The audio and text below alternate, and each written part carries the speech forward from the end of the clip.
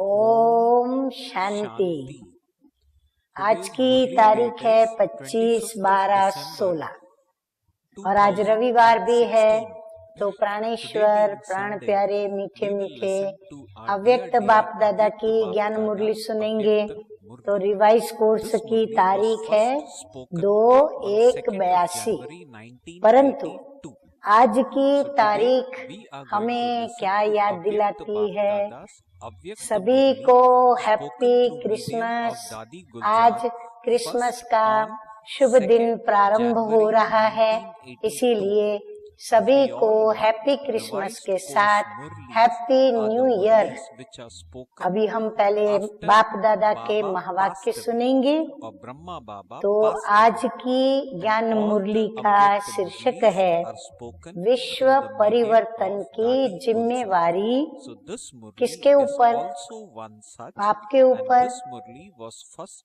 तो फिर किसके ऊपर? क्या आपके ऊपर, मेरे पर, या सारे ब्राह्मण परिवार पर, या ईश्वरीय परिवार पर? किसके ऊपर? तो बाबा कहते हैं विश्व परिवर्तन की जिम्मेवारी संगम युगी ब्राह्मणों पर। अब जो अपने को संगम युगी ब्राह्मण समझते हो, चलते हो ब्राह्मण बनके, वो अपनी जिम्मेवारी को आज ध्यान से सुन लें, समझ लें और फिर वैसा कार्य करें। तो बाप दादा बोले कि बाप दादा अपने ब्राह्मण कुल दीपकों से मिलने आए हैं। हाँ, बाबा है जागती ज्योत, गॉड इज लाइट कहते हैं। तो जागती ज्योत बाबा अपने दीपकों से, हम भी ज्योति स्वरूप हैं, तो हमको बाबा कहता है कुल दीपक हो। तो अपने कुल दीपकों से मिलने आए हैं। चैतन्य दीपकों की माला देख रहे हैं। हाँ, सारे दीपक यदि माला के रूप में हो, आप कल्पना करो कितना सुंदर दृश्य होगा। तो ऐसी माला बाबा देख रहे हैं। हर एक दीपक विश्व को रोशन करने वाले चैतन्य दीपक हैं। सर्व दीपकों का संबंध किससे है? एक जागती ज्योति से है। हर दीपक की रोशनी से क्या होता है? बाबा कहते हैं कि विश्व का अंधकार मिटता हुआ और रोशनी की झलक आ रही है। हाँ, हर दीपक में ये दिखाई पड़ता है। हर दीपक की किरणें फैलती हुई विश्व के ऊपर प्रकाश की छत्र छाया बनी हुई है। जैसे सूर्य से किरणें निकलती हैं, ऐसे हर दीपक से किरणें छत्र छाया के रूप में फैली हुई हैं। अब आगे मीठे मीठे बाप दादा कहते हैं कि लाइट माइट स्वरूप स्वयं को अनुभव कर रहे हो। स्वस्वरूप में स्थित और साथ साथ विश्व की सेवा साथ में कर रहे हो। यानी स्वस्वरूप की स्थिति में स्थित होना भी और साथ में हम विश्व की सेवा भी करें। तो ये दोनों कार्य हम साथ साथ कर रहे हैं। स्वस्वरूप और सेवा, ये दोनों साथ साथ अनुभव कर रहे हो। इसी स्वरूप में स्थित रहो।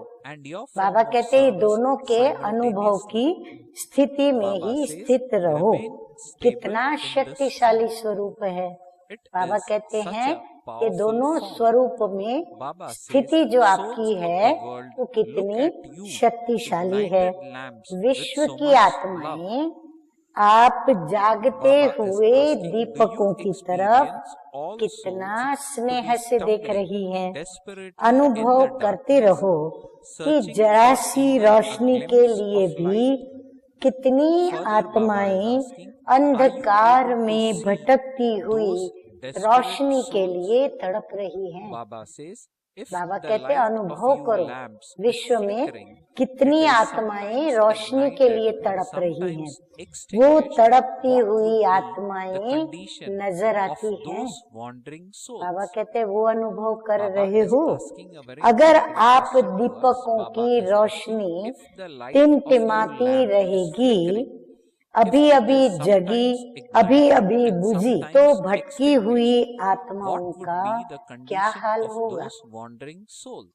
दीपक का टिमटिमाना माना लौ का हिलना। तो बाबा कहते हैं अगर आप दीपकों की रोशनी माना हमारी स्थिति अगर हलचल वाली होगी, तो बाबा कहते हैं बेचारी भटकी हुई आत्मा जिनको आपसे रोशनी चाहिए, उनकी हालत क्या होगी। जैसे यहाँ भी अंधकार हो जाता है तो सबकी इच्छा होती है कि अभी रोशनी हो। ज्यादा समय अंधकार को बर्दाश्त नहीं कर पाते, तो आपको, हमको और सभी को रोशनी की ही इच्छा रहती है ना। क्या अंधकार पसंद आता है? नहीं आता। तो आगे बाबा कहते हैं बुझती जगती हुई लाइट पसंद नहीं करेंगे। ऐसे आप हर जगे हुए दीपक के ऊपर विश्व के अंधकार को मिटाने की जिम्मेवारी है। इतनी बड़ी जिम्मेवारी अनुभव करते हो। बाबा कहते छोटे से घर को ही या एक छोटे से कमरे को ही रोशनी नहीं पहुंचानी है, लेकिन पूरे विश्व के अंदर आप बच्चों को रोशनी पहुंचानी है। तो ये बहुत बड़ी जिम्मेवारी बाबा ने आपको दी है, तो आप ये अनुभव कर रहे हो। आगे बाबा कहते हैं कि ड्रामा के रहस्य अनुसार आप ब्राह्मण जगे तो सब जगे। ड्रामा में भी पार्ट क्या ढूंढा हुआ है, सभी को कभी जगना है। जब ब्राह्मण जगते हैं तो सारे दीपकों को वो जगा देते हैं, बुझे हुए को। तो बाबा कहते आप जगे तो सारा जग जगा। ब्राह्मण जगे तो दिन रोशनी हो जाती है, और ब्राह्मणों की ज्योति बुझी तो विश्व में अंधकार और रात हो जाती है। कितना महत्व है हम शिव वंशी प्रजापिता ब्रह्मा कुमार कुमारी यानी सच्चे कर्मधारी ब्राह्मणों का। तो क्या हम ब्राह्मण, हम ब्रह्मा कुमार कुमारी अपना ऐसा सौभाग्य महसूस करते हैं? तो दिन से रात, रात से दिन बनाने वाले आप चैतन्य दीपक हो। इतनी जिम्मेवारी हरेक के ऊपर है। तो बाप दादा हरेक के जिम्मेवारी को समझकर चार्ट देख रहे हैं कि हरेक अपने को कितना जिम्मेवार समझते हैं। तो चार्ट देखने से ही पता चलेगा। जिसने जितनी ज्यादा जिम्मेवारी समझी होगी वो उतनी सेवा भी करेंगे। विश्व परिवर्तन की जिम्मेवारी का ताज धारण किया है व नहीं? बाबा पूछ रहे हैं हम बच्चों से कि आपने जिम्मेवारी का ताज पहना है या नहीं पहना है। इसमें भी नंबरवार ताजदारी बैठे हुए हैं। तो अपना ताज देख रहे हो कि कौन सा ताज पहना है और कितना बड़ा और कितना मूल्यवान ताज सबकी भेंट में आपने पहना है। सदा पहनते हो व कभी कभी पहनते हो। बाबा ने तो सबको ताज पहना दिए हैं। तो अभी बाबा पूछ रहे हैं कि आप ये ताज सदा पहनते हो या कभी कभी पहनते हो? अलबेले तो नहीं बनते कि कभी ताज उतार के कहाँ रख दिया, फिर भूल गए, पहना नहीं और अपने काम में लग गए। बाबा कहते हैं ऐसे अलबेले तो नहीं बनते हो। ऐसा तो नहीं समझते हो कि जिम्मेवारी तो बड़ों की है। विश्व का ताज बड़ों को देंगे या आप लेंगे? बाबा कहते अगर बड़ों की जिम्मेवारी समझोगे तो विश्व का ताज भी किसको मिलेगा? बड़ों को मिलेगा।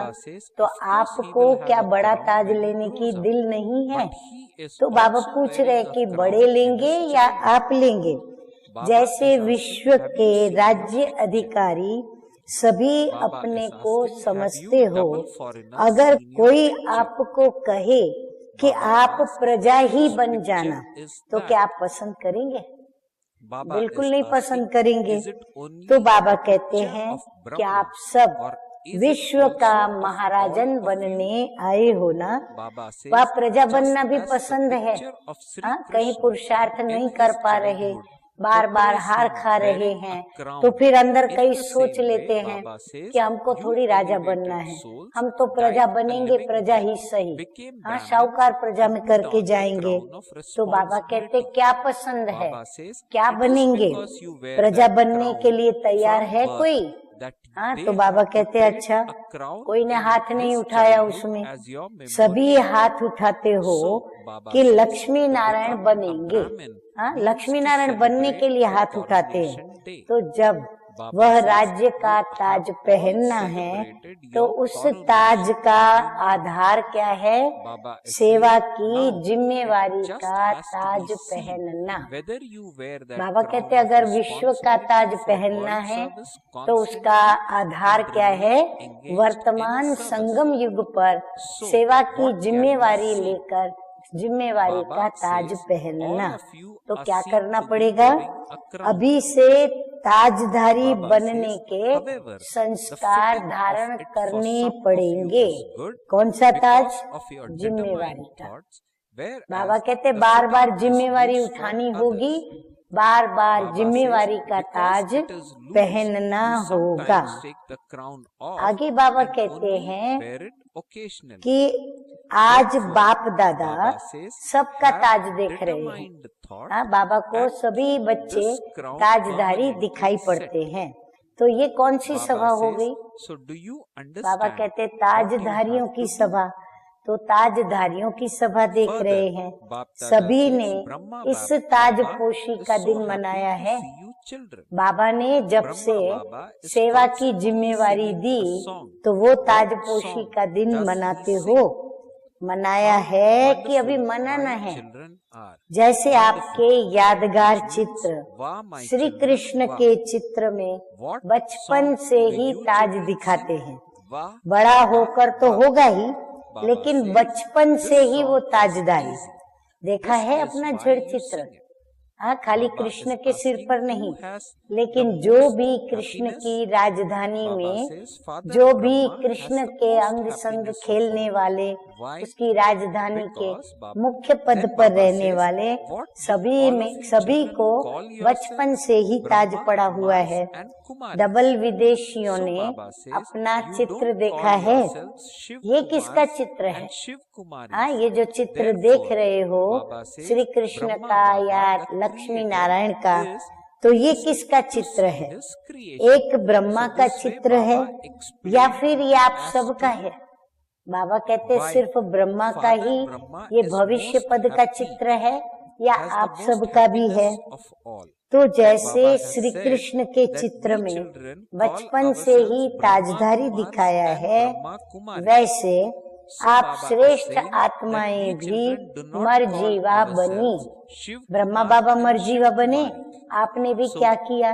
बाप को फॉलो किया, आप भी मरजीवा बनी, ब्राह्मण बनी और जिम्मेवारी का ताज धारण किया। तो जन्म से ही ताजधारी बनते हो। ये ब्राह्मणों की विशेषता कि जन्म से ही हम ताजधारी बनते हैं। इसलिए यादगार में भी जन्म से ही ताज दिखाया है। अब बाबा बहुत सुंदर एक हमारी ब्राह्मणों की परिभाषा बताते हुए कहते हैं कि तो ब्राह्मण बनना अर्थात ताजपोशी का दिन मनाना। जिस दिन हमारा अलौकिक जन्म होता है, माना हमारी ताजपोशी होती है। तो सबने अपनी ताजपोशी मना ली है ना।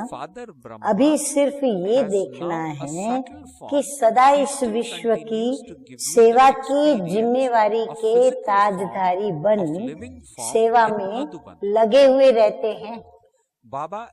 ऐसे नहीं घड़ी घड़ी ताज उतार के एक साइड पे रख दें, विश्राम करें, नहीं। बाबा कहते जिम्मेवारी से ताज पहनकर सेवा में लगे हुए हो। तो क्या दिखाई दे रहा है? ताजधारी तो सबको दिखाई दे रहे हैं, लेकिन कोई की दृढ़ संकल्प की फिटिंग ठीक है और कोई की थोड़ी लूज है। लूज होने के कारण ताज कभी उतरता है, कभी धारण करते हैं। तो सदा दृढ़ संकल्प के द्वारा इस ताज को सदा के लिए सेट करो। बाबा कहते हैं हलचल में आओ, अलबेले बन के उसको उतारो, टेढ़ा मेढ़ा हो जाए, इससे अच्छा है कि दृढ़ संकल्प के द्वारा जो ताज पहना है उसको सेट करके उसको फिक्स कर डालो। तो समझा क्या करना है? ब्रह्मा बाप बच्चों को देख कितने हर्षित होते हैं। ब्रह्मा बाप भी सदा गीत गाते हैं। हाँ, तो वो ब्रह्मा बाबा कौन सा गीत गाते हैं कि वाह मेरे बच्चे वाह। हाँ, ब्रह्मा बाबा फिर हम बच्चों को देखते हुए बच्चों के लिए गीत गाते हैं कि वाह मेरे बच्चे वाह। और फिर बच्चे क्या गीत गाते हैं? तो कोई ने जवाब दिया वाह बाबा वाह। अब ये सहज गीत है इसलिए गाते हैं। बाबा कहते हैं मेरा बाबा कहना भी सहज और बाबा को मेरे बच्चे कहना भी बड़ा सहज। तो बच्चे भी गीत गाते, बाप भी गीत गाते। तो सबसे ज्यादा खुशी किसको होती है? बाप को होगी या बच्चे को होगी? सबसे ज्यादा ब्रह्मा बाप को खुशी होती है।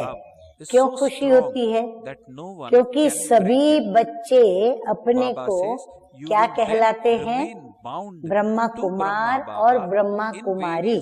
शिव कुमार और शिव कुमारी तो नहीं कहते हो। हाँ, तो ब्रह्मा बाबा को सबसे बड़ी खुशी कब मिली? जब हम सभी ब्राह्मणों ने ब्रह्मा बाबा को अपना बाप कहा। तो ब्रह्मा बाप रचयिता अपनी रचना को देखकर हर्षित हो रहे हैं। ब्रह्मा मुख वंशावली हो ना, तो अपनी वंशावली को देख ब्रह्मा बाप हर्षित हो रहे हैं। अच्छा, आगे मीठे मीठे जागती ज्योत बाबा कहते हैं व्यक्त रूप होते भी मधुबन में व्यक्त रूपधारी की अर्थात चैतन्य साकार स्वरूप की अनुभूति कराते ही रहते हैं। बाबा व्यक्त वतन निवासी है, परंतु व्यक्त में पधार कर और बाबा क्या करते हैं? चैतन्य साकार रूप की हम बच्चों को अनुभव कराते हैं। जैसे हम साकार के संग संग बैठे हैं और मुरली सुनते हैं। मधुबन में आकर ब्राह्मण बच्चे ब्रह्मा से साकार रूप की, साकार चरित्र की अनुभूति करते हो ना। हाँ, बाबा की कुटिया में आके बैठते हैं, साकार रूप की और साकार में उन्होंने जो चरित्र किए वो देखकर अनुभव करके प्रसन्न होते हैं। विशेष मधुबन भूमि को वरदान है साकार रूपी अनुभूति कराना। साकार रूप की अनुभूति मधुबन में आते हैं तो हर एक को होती है। तो ऐसी अनुभूति करते हो ना। आकारधारी ब्रह्मा है या साकार है? आकारधारी वतन में कौन है? वो भी साकार ब्रह्मा बाप है। तो क्या अनुभव करते हो? तो रू रिहान करते हो, बाप से रू रिहान करते हो। अच्छा, आज वतन में बाप दादा की ये रू रिहान चल रही थी। डबल विदेशी बच्चे अपने समीप के संबंध के स्नेह में निराकार और आकार साकार रूपधारी बनाने में होशियार हैं। बाबा कहते ये इनकी विशेषता है। बच्चों के स्नेह के जादू से आकारी भी साकार बन जाता है। बाबा कहते हैं इतना बच्चों के स्नेह में जादू है जो आकारी बाप फिर साकार बन करके हम बच्चों के सम्मुख उपस्थित होते हैं। ऐसे स्नेही स्नेह के सागर जादूगर के आप बच्चे हो। हाँ, तो बाबा कहते कितना नशा होना चाहिए। स्नेह स्वरूप को बाबा बदल लेता है। बाबा भी ऐसे ही अनुभव करते हैं कि हर एक स्नेही बच्चे से साकार रूपधारी बन मिलते हैं। बाबा को भी क्या अनुभव आता है कि मैं भी बच्चों से साकार शरीर का रूप धारण करके और उन्हों से मैं मिलता हूँ, अर्थात बच्चों के स्नेह का रिस्पॉन्ड देते हैं। स्नेह की रस्सी से बाप दादा को फिर बच्चे बांध देते हैं। यह स्नेह की रस्सी ऐसी मजबूत है जो कोई तोड़ नहीं सकता। 21 जन्मों तक ब्रह्मा बाप के साथ साथ भिन्न भिन्न संबंधों में हम बंधे हुए ही रहेंगे। कितना जादू किया और कितनी हम बच्चों की मन की आश पूरी की कि हम जन्म जन्म बाबा के संबंध में रहेंगे, अलग हो नहीं सकते। ऐसी रस्सी बांधी है ना, बाबा कहते हैं ऐसे संबंध की रस्सी बाप से बांध ली है ना, इसको ही कहा जाता है अविनाशी मीठा संबंध, जो 21 जन्मों तक के लिए तो निश्चित ही है। 21 जन्म निश्चित, तो ऐसा संबंध बांध लिया है ना। जादूगर के बच्चे हो ना। हाँ, बाबा कहते बच्चे किसके हो? जादूगर के। तो आप बच्चे भी क्या हो गए? जादूगर बच्चे हो ना। तो सुना, आज वतन में क्या रूरिहान चली? ब्रह्मा बाप एक एक बच्चे की विशेषता की चमकती हुई मणि को देख रहे थे। हर बच्चे की विशेषता मणि के समान चमक रही थी, तो अपनी चमकती हुई मणि को देखा है। अच्छा, अब हम सुनेंगे मीठे मीठे बाप दादा से याद प्यार। डबल विदेशी बच्चों से मिलने आते हैं, वाणी नहीं चलाते हैं। हाँ, बाबा कहते आज मैं मिलने आया हूँ तो मैं वाणी नहीं चलाऊंगा। बाप की कमाल तो है, लेकिन बच्चों की भी कमाल कम नहीं। आप समझते हो कि हम आपस में रू रिहान करते, लेकिन बाप दादा भी रू रिहान करते हैं। हाँ, तुम बच्चे समझते हो हम आपस में रू रिहान करते हैं, लेकिन वतन में बाप दादा दोनों भी आपस में रू रिहान करते हैं। अच्छा, ऐसे सदा विश्व सेवा के जिम्मेवारी के राजधारी, सदा स्नेह के बंधन में बाप दादा को अपना साथी बनाने वाले, 21 जन्म के लिए अविनाशी संबंध में आने वाले ऐसे सदा जगे हुए दीपकों को बाप दादा का याद प्यार और नमस्ते। हम रूहानी बच्चों का रूहानी बाप दादा को याद प्यार, गुड मॉर्निंग और नमस्ते नमस्ते। अब हम सुनेंगे मीठे मीठे सतगुरु बाप दादा का वरदान। तो वरदान है आज का, अपनी अलौकिक रूहानी वृत्ति के द्वारा सर्व आत्माओं पर अपना प्रभाव डालने वाले मास्टर ज्ञान सूर्य भव। हाँ, बाबा ज्ञान का सूर्य हमें भी बना दिया मास्टर ज्ञान सूर्य। तो जैसे कोई आकर्षण करने वाली चीज आसपास वालों को अपनी तरफ आकर्षित करती है, सभी का अटेंशन जाता है, वैसे जब आपकी वृत्ति अलौकिक और रूहानियत वाली होगी तो आपका प्रभाव अनेक आत्माओं पर स्वतः ही पड़ेगा।